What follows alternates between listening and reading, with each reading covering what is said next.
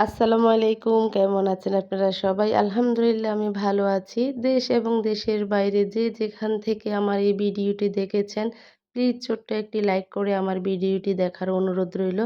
আশা করি ভালো লাগবে। তো দেখো সকালে উঠে কিন্তু মুরগির বাচ্চাগুলোকে খাবার দিয়ে দিয়েছি। ওরা নিরিবিলি খেতে আছে। আর এইদিকে দেখো ছোট যে বাচ্চাগুলো সেগুলো খাওয়ার জন্য কি করতেছিল, তো ওদের জন্য আলাদা খাবার। তো এই খাবারগুলো দিয়েছি ওদেরকে। সকালে উঠলেই মানে কোন কাজটা আগে করব, কখন করে শেষ করব, যেহেতু ওরা স্কুলে মাদ্রাসায় চলে যাবে। মেয়েকে নিয়ে রান্না-বান্না কাজ করা পারি না। তো এজন্য কখন কোনটা করব মানে একদম এলোমেলো হয়ে যায়। তো এখন আজকে একটু সকাল সকালে উঠে মুরগিগুলাকে খাবার দিয়ে দিয়েছি। তারপরে এই যে দেখো পুকুরে চলে আসলাম পাতিলগুলা ধোয়ার জন্য। কিছু ছাই নিয়েছি। আর এই যে দেখো কি কাণ্ড করেছি আমি। আচার বানাতে গিয়ে দেখো ২ টা কড়াই ওগুলি আমি পুড়ে ফেলেছি। ভাগ্যিস আমার আচারগুলো পড়ে নেই, আমি আলাদা করে ফেলেছি। তো এগুলো আমি পুকুরে ধুয়ে নিব। তারপরে চলে যাব আমি নাস্তা বানানোর জন্য। দেখো পানিগুলা কি সুন্দর, পুকুরে ধুতে অনেক ভালো লাগে। তো এই যে দেখো আমি প্লেট বাটি ধুয়ে নিয়েছি। যেহেতু এখনো ওরা ঘুমে ছিল। তো আমি দেখো রাত্রে কিছু এই যে ধুয়ে রেখেছি ওগুলো এখন সরিয়ে নিচ্ছি।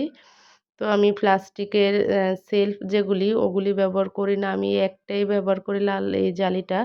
এতে আমি সবগুলো রাখতে পারি এবং আমার মানে যে প্লাস্টিকের জালি ওগুলি ধুতে অনেক কষ্ট হয়, সেলফ যেটাকে বলি। কিন্তু এই একটা জালি আমি কয়দিন পরে ধুলেই আমার সুন্দর হয়ে যায়। আর আমি এখানে ছোট বড় সবগুলোই রাখতে পারি।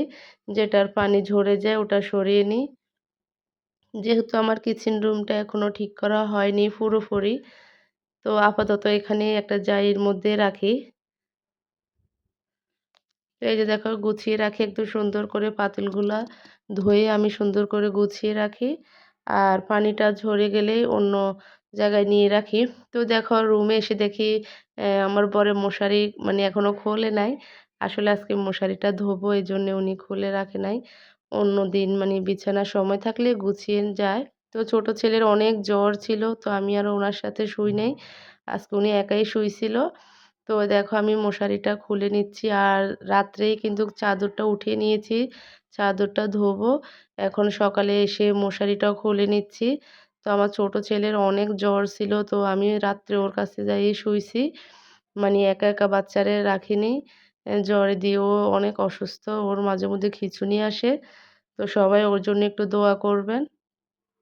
তো এই যে মশারিটাও খুলে নিয়েছি। এই যে দেখো রাত্রে চাদরটা উঠিয়ে রেখেছি। তো এখন এই সকালে এগুলো আবার ধোবো নাস্তা বানানোর পরে। মানে কাজের আর শেষ নেই। প্রতিদিন কিছু না কিছু কাজ বের হতেই থাকে। তো এই যে দেখো আচারটা এই যে একটা প্লাস্টিকের পটে কিন্তু রেখেছি। অন্যগুলাতে আর রাখা হয়নি।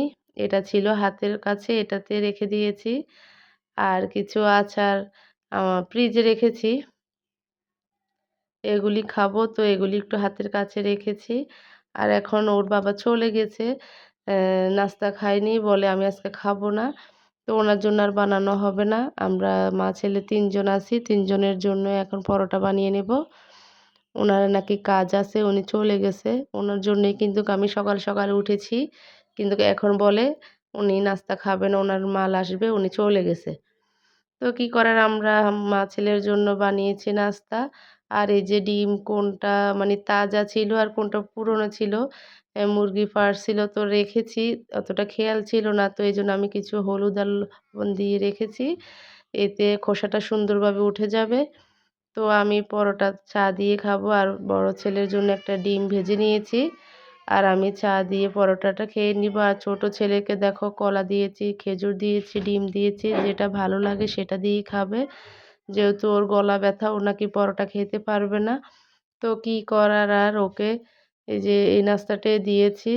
অনেক দুর্বল হয়ে গিয়েছে এই ২ দিনের জ্বরে। তো সবাই আমার ছেলের জন্য একটু দোয়া করবে। আমার ছেলে অনেক অসুস্থ। জানি না কেন জানি ওর জ্বর হলেই খিঁচুনিটা চলে আসে। তো ডাক্তার দেখানোর পরে এখন একটু ভালো আছে। তো এই যে দেখো নতুন একটা রেসিপি। অনেকদিন এই যে মিষ্টি আলু নিয়ে আসছে রান্না করার জন্য। তো আমি ভাবলাম তোমাদের সাথে একটু শেয়ার করি। তো এই যে দেখো মিষ্টি আলুটাকে আমি কেটে নিয়েছি, আর লোটটা শুটকি এটা ওই শুটকিটাকেও পিস পিস করে কেটে গরম পানি দিয়ে ধুয়ে নিয়ে এসেছি। আর রুই মাছ ভিজিয়েছি। আজকে মাছ ভাজি করব আর শুটকি দিয়ে মিষ্টি আলুটাই রান্না করব। তো আমার জায়ও দেখো আমার সাথে রান্না করতেছে আমার রান্নাঘরে এসে। ২ জায়ের কিন্তু একটাই ভাতের পাতিল দেখো বড় একটা পাতিল বসিয়েছি আমরা। আর ও মাংস রান্না করবে ব্রয়লার মুরগি। ও কিন্তু মাংস রান্নায় এক্সপার্ট। এত সুন্দর মানে এত মজা হয় দেখো ও কিন্তু মাংসটা আসলে ভাজে নেই মাংস যত একদম কষা কাঁচা। ততই আসলে মাংসের মাংসটাই রান্না স্বাদ করে আসে। নিচ্ছে দেখো। তো যাই এত হোক ওর মজা হয় রান্না ওর কিন্তু মাংস। হয়ে গিয়েছে। তো এখন কিন্তু আমার রান্নার পালা। তো রান্না করেছে তো যে সেই সাথে দেখো আমি কিন্তু আচার নিয়ে চলে আসছি যাই আমরা খাবো বলে। তো দেখো আমি লবণ মরিচ নিয়েছি আর ছোটোবেলা আমি কিন্তু এই আমের আচারকে লবণ মরিচ মেখে খেতাম। তো সে খাবারটার কথাই মনে চলে আসলো। তো আর আমরা মাঝে মাঝে যে যাই ভাসুরের মেয়ে আমরা এভাবে বানানি বা আমের আচার মেখে খেয়ে থাকি। আসলে যৌথ সংসার তো সবাই কম বেশ থাকি। আমরা কাজে ব্যস্ত থাকলে আমার ভাসুরের মেয়ে বানায় বানানিটা তো আমরা খেয়ে থাকি। কাজ করে এসে দৌড় দিই মানে আমরা একটু খেয়ে থাকি। তো আজকে আসলে দেখো আমরা ২ জায়ে মিলে খেতে আছি আর আপনাদের সাথে একটু শেয়ার করলাম কে খাবারটা খুবই পছন্দ করেন বা এভাবে খেয়েছেন ছোটবেলায়। অবশ্যই কমেন্ট করে জানাবেন।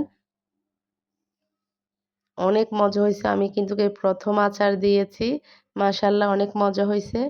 তো আমার রান্নার পালা আমি রান্না করতেছি। আর তোমরা যে নতুন মানে এই রান্নাটা রান্না করতে চাও, এই যে মিষ্টি আলু শুটকি দিয়ে মনোযোগ দিয়ে তোমরা দেখে নিও। আর যারা গৃহিণী কম-বেশ রান্না করে তারা তো অল্প দেখাতেই অভিজ্ঞতা হয়ে যাবে।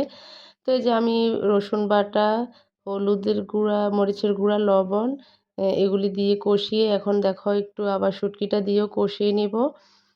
অনেক মজা আসলে বারবার এই যে দোকানে যে সবজিগুলো পেয়ে থাকি সারা বছর সারা মাসে কিন্তু এগুলি তো বা বিভিন্ন সিজনে বিভিন্ন সময় কিন্তু এসব খাবার রান্না করলে অনেক মজা লাগে। তো হঠাৎ আমার মনে পড়লো যেহেতু আলুটা নিয়ে আসছে তো আমার নানি বা দাদিরা রান্না করলে আমি তখন খেতাম না। আমার কান্না চলে আসতো। এগুলি কিভাবে খাবো? আমি কান্না করতাম। এটা খেতেই পারতাম না। অথচ আজকে আমি নিজ থেকে এগুলি রান্না করেছি। সেই সাথে আপনাদের সাথেও শেয়ার করলাম। আসলেই অনেক মজা হয়েছে। আমার ছেলেও খেয়েছে। তো এই যে দেখো আমি মসলাটা কষিয়েছি, শুটকি দিয়েও কষিয়ে এখন আলুটাও কষিয়ে ঝোল দিয়েছি। আর আমার ভাত হয়ে গিয়েছে। তো ওই পাশে আমি তরকারিটা দিয়ে এখান দিয়ে আমি মাছটা ভেজে নিব। তো যারা ধৈর্য সহকারে আমার ভিডিওটি এতক্ষণ পর্যন্ত দেখেছো তাদেরকে জানাই অসংখ্য ধন্যবাদ। আর চ্যানেলে যারা নতুন প্লিজ তোমরা আমার চ্যানেলটি সাবস্ক্রাইব করে আমার পাশেই থাকবে। তাহলে এরকম আরও অনেক ভিডিও দেখতে পাবে। তো এই ছিল দেখো আজকে দুপুরের খাবার। তো অনেক মজা হয়েছে সত্যি তোমরা কিন্তু এই লইট্টা শুটকি দিয়ে আলুটা রান্না করে বাসায় ট্রাই করবে আর আমাকে কমেন্ট করবে। তো আজকে আমি তোমাদেরকে একটু শেয়ার করে আজকে আগে আমি শুটকি খেতাম না। আমি যেটা সত্য কথা আমি শুটকি খেতাম না। এখন কিন্তু দেখো আমি শুটকিটা এত পছন্দ করি। এটাও আমি আসলে আমার শ্বশুরবাড়িতে এসে এসব খাবারগুলা শিখেছি। শুটকি খাওয়া, তারপরে শুটকির ভর্তা খাওয়া। আমি আগে ভর্তাও খেতাম না। শুটকিটা কেন জানি আমার কাছে ভালো লাগতো না। আর ভর্তাও তেমন খেতাম না। কিন্তু এখন এত ভালো লাগে ভর্তা, শুটকি মানে মাছ-মাংসের চেয়েও আমার কাছে এখন এইসব খাবারগুলোই ভালো লাগে। তারপরেও প্রতিদিন আবার এসব খাবার খেতেও ভালো লাগে না। এই যে মাঝেমধ্যে আরকি রান্না করলে ভালো লাগে।